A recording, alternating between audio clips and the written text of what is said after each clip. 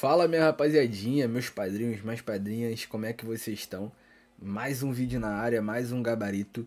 Vocês estão no perfil não, né? Eu não tô eu não tô na outra rede social, tô aqui no YouTube. Então, vocês estão no canal Física Disruptiva. Sejam bem-vindos. Já curtam, compartilhem, comentem, se inscrevam, em nome de Jesus, se inscrevam para nos apoiar a fazer mais vídeos como esse. Dá um certo tipo de trabalho. Então, o apoio de vocês é o que de fato vai sempre me mover a fazer mais vídeos como esse. Espero estar ajudando vocês nisso. Vamos lá para a sétima questão de 12 que a SpaceX nos propõe. O desenho a seguir representa um retângulo formado por duas hastes paralelas condutoras, sendo uma ideal e outra com resistência R constante, e ainda dois fios condutores paralelos ideais. Então eu tenho aqui hastes,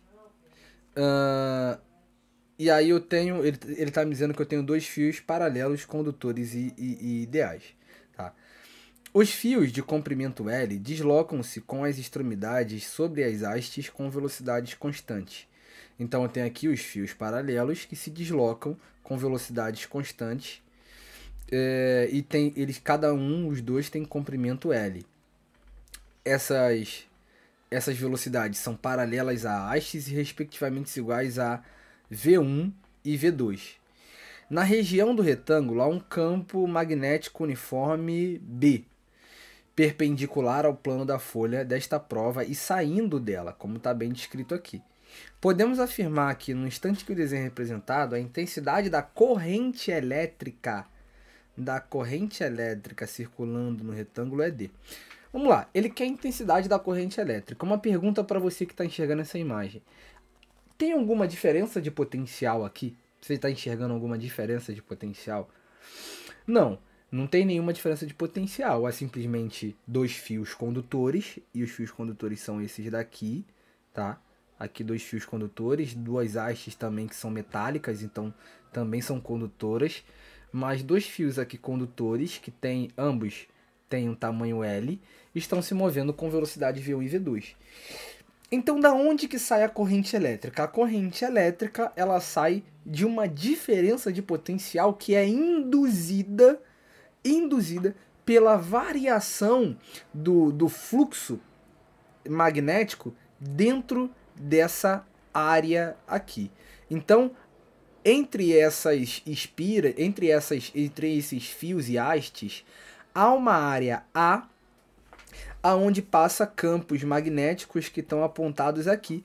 E aí, como esses fios estão se movendo, essa área está aumentando, então esse fluxo de campo magnético ele está aumentando, então eu tenho uma variação nesse fluxo, porque o fluxo magnético ele é calculado como o campo que penetra uma área, isso vezes o cosseno de θ, sendo θ o ângulo entre o campo magnético e o vetor normal à área.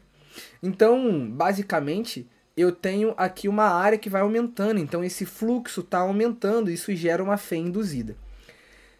Como ele quer a corrente elétrica, como é que a gente pode calcular isso? Ora, se a gente tem então uma fé induzida, ou seja, uma diferença de potencial induzida, e eu sei que aqui tem uma resistência R, então a primeira lei de Ohm nos serviria, V igual a R vezes I.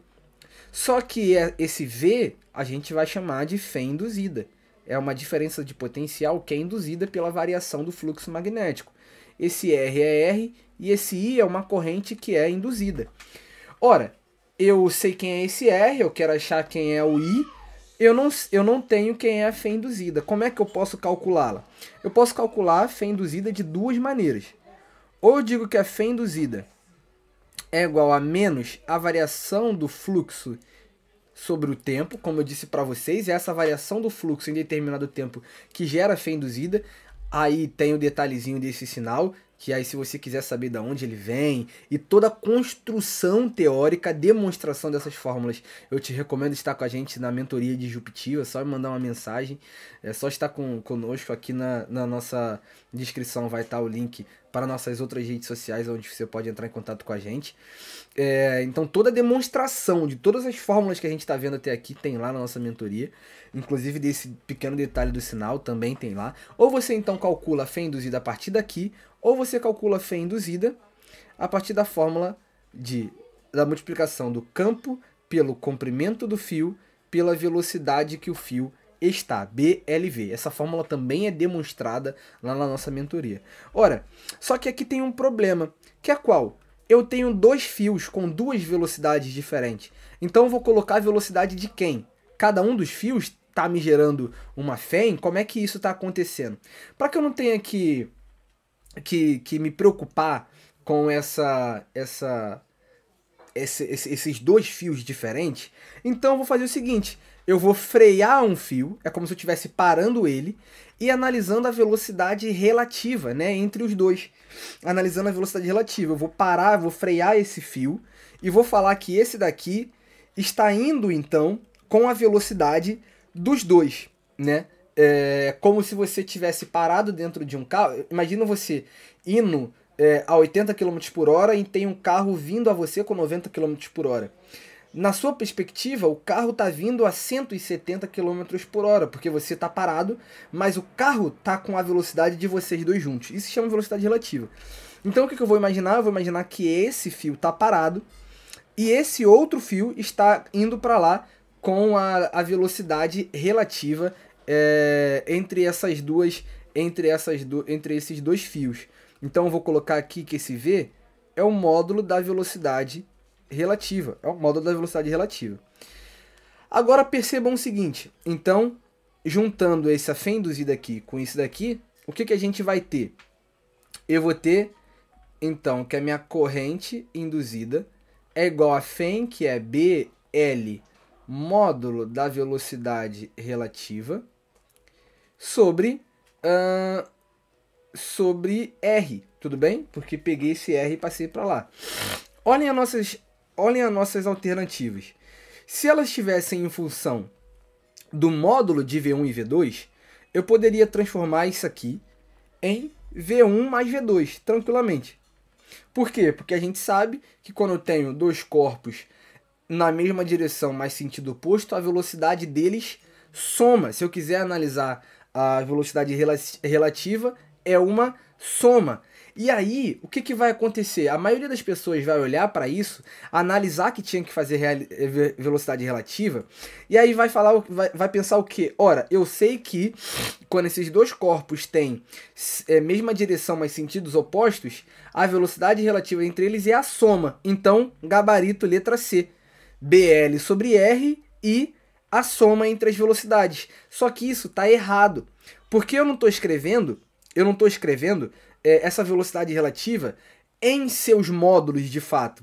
Mas eu estou olhando para o módulo da soma vetorial entre as velocidades. E aí isso tem a ver com a definição de velocidade relativa.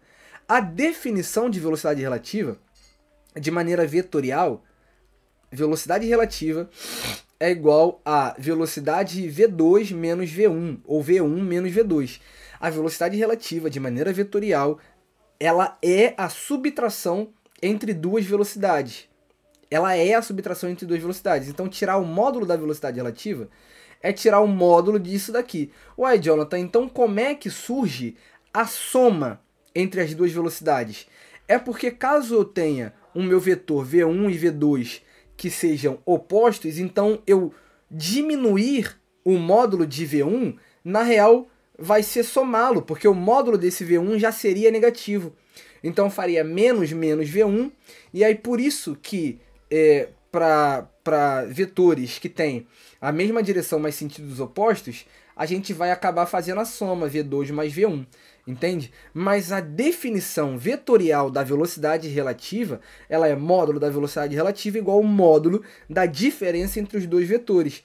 Então isso aqui ficaria como corrente induzida é igual a BL sobre R de módulo entre V2 e V1. Também poderia descrever V1 menos V2. Eu acho que é inclusive como está aqui, né? Módulo de V1 menos V2. Está tudo certo, porque o módulo de V2 menos V1 é a mesma ideia de módulo de V1 menos V2. Então, tá aqui. Isso vai ser gabarito letra A, já que não tem nenhum 2 aqui embaixo, gabarito letra A. Essa foi a questão 7. Espero que você tenha entendido alguma coisa, comenta aí. E você está no canal do Física Disruptiva, eu espero você no próximo vídeo.